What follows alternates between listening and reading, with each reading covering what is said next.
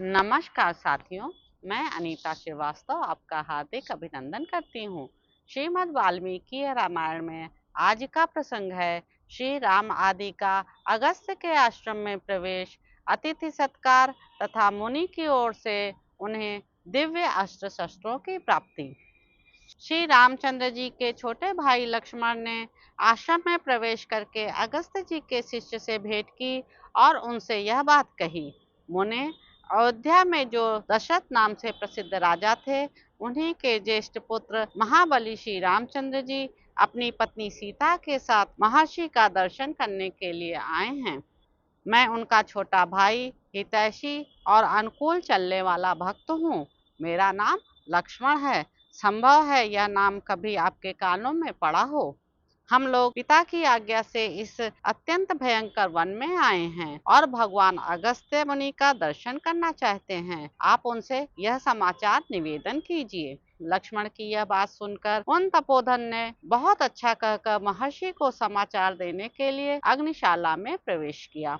अग्निशाला में प्रवेश करके अगस्त्य के उस प्रिय शिष्य ने, जो अपनी तपस्या के प्रभाव से दूसरों के लिए दुर्जय थे, उन मुनिश्रेष्ठ अगस्त्य के पास जा हाथ जोड़ लक्ष्मण के कथनानुसार उन्हें श्री रामचंद्र जी के आगमन का समाचार शीघ्रता पूर्वक यूं सुनाया।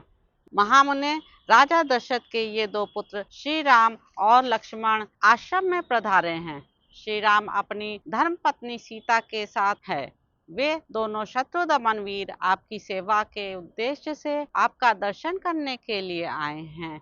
अब इस विषय में जो कुछ कहना या करना हो, इसके लिए आप मुझे आज्ञा दें। शिष्य से लक्ष्मण सहित श्री राम और महाभागा विदेह नंदिनी सीता के शुभागमन का समाचार सुनकर महर्षि ने इस प्रकार कहा। सौभाग्य की बात है कि आज चिरकाल के बाद श्री रामचंद्र जी स्वयं ही मुझसे मिलने के लिए आ गए। मेरे मन में भी बहुत दिनों से यह अभिलाषा थी कि वे एक बार मेरे आश्रम पर पधारते। जाओ, पत्नी सहित श्री राम और लक्ष्मण को सत्कार पूर्वक आश्रम के भीतर मेरे समीप ले आओ। तुम अब तक उन्हें ले क्यों नहीं आए? धर्मज्ञ महात्मा अगस्त्य मुनि के ऐसा कहने पर शिष्य ने हाथ जोड़कर उन्हें प्रणाम किया और कहा, बहुत अच्छा, अभी ले आता हूँ। इसके बाद वह शिष्य आश्रम से निकलकर शीघ्रता पूर्वक लक्ष्मण के पास गया और बोला, श्री रामचंद्र जी कौन हैं? वे स्वयं आश्रम में प्रवेश करें और मुनि का दर्शन करने के लिए चलें। तब लक्ष्मण ने शिष्य के साथ आश्रम के द्वार पर जाकर उसे श्री रामचंद्र जी तथा जनक किशोरी श्री सीता का दर्शन कराया। शिष्य ने बड़ी विनय के साथ महर्षि अगस्त्य की कही हुई बात वहां दोहराई और जो सत्कार के योग्य थे, उन श्री राम का यथोचित रीति से भली भांति सत्कार करके वह उन्हें आश्रम में ले गया। उस समय श्री राम ने लक्ष्मण और सीता के साथ आश्रम में प्रवेश किया। वह आश्रम शांत भाव से रहने वाले हरिणों से भरा हुआ था। आश्रम की शोभा देखते हुए उन्होंने वहां ब्रह्मा जी का स्थान और अग्निदेव का स्थान देखा।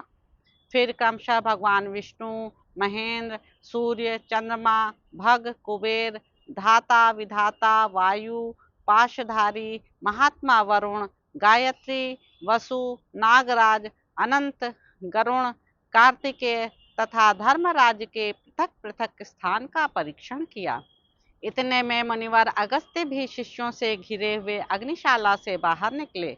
वीर श्री राम ने मुनियों के आगे आगे आते हुए उद्दीप्त तेजस्वी अगस्त्य जी का दर्शन किया और अपनी शोभा का विस्तार करने वाले लक्ष्मण से इस प्रकार कहा, लक्ष्मण, भगवान अगस्त्य मुनि आश्रम से बाहर निकल रहे हैं।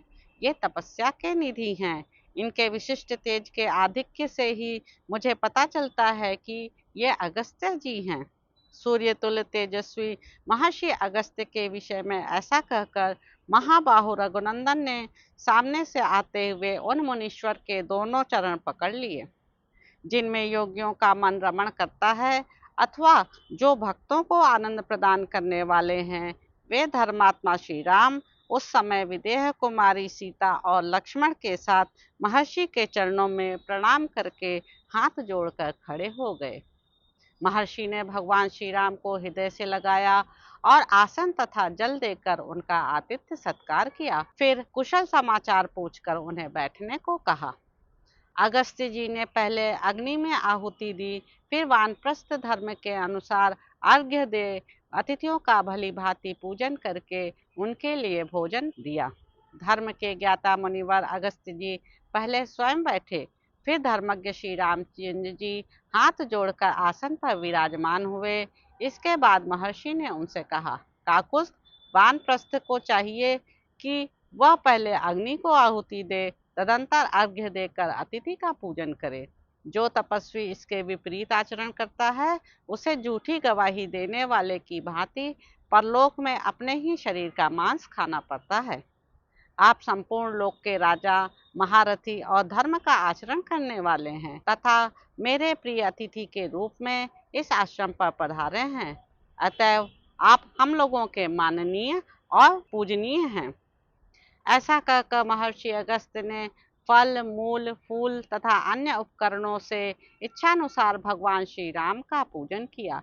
तत्पश्चात अगस्त्य जी उनसे इस प्रकार बोले, पुरुषी, यह महान दिव्य धनुष विश्वकर्मा जी ने बनाया है। इसमें सुवर्ण और हीरे जड़े हैं। यह भगवान विष्णु का दिया हुआ है तथा यह जो सूर्य के समान दे दीप्यमान अमोघ उत्तम बाण है, ब्रह्मा जी का दिया हुआ है। इनके सिवा इंद्र ने ये 2 तरकस दिए हैं, जो तीखे तथा प्रज्वलित अग्नि के समान तेजस्वी बाणों से सदा भरे रहते हैं, कभी खाली नहीं होते। साथ ही यह तलवार भी है, जिसकी मूठ में सोना जड़ा हुआ है। इसकी म्यान भी सोने की ही बनी हुई है। श्री राम, पूर्व काल में भगवान विष्णु ने इसी धनुष से युद्ध में बड़े बड़े असुरों का संहार करके देवताओं की उद्दीप्त लक्ष्मी को उनके अधिकार से लौटाया था। मानद, आप यह धनुष, ये दोनों तरकश, ये बाण और यह तलवार विजय पाने के लिए ग्रहण कीजिए। ठीक उसी तरह जैसे वज्रधारी इंद्र वज्र ग्रहण करते हैं। ऐसा कहकर महान तेजस्वी अगस्त्य ने वे सभी श्रेष्ठ आयुध श्री रामचंद्र जी को सौंप दिए। तत्पश्चात वे फिर बोले। तो इस प्रकार साथियों, अरण्य कांड में निहित 12वां सर्ग यहाँ पर समाप्त होता है। इसके अगले अंक में आप जानेंगे कि महर्षि अगस्त्य का श्री राम के प्रति अपनी प्रसन्नता प्रकट करके सीता की प्रशंसा करना, श्री राम के पूछने पर उन्हें पंचवटी में आश्रम बनाकर रहने का आदेश देना तथा श्री राम आदि का प्रस्थान। अब आपसे अगले अंक में मुलाकात होगी साथियों। धन्यवाद।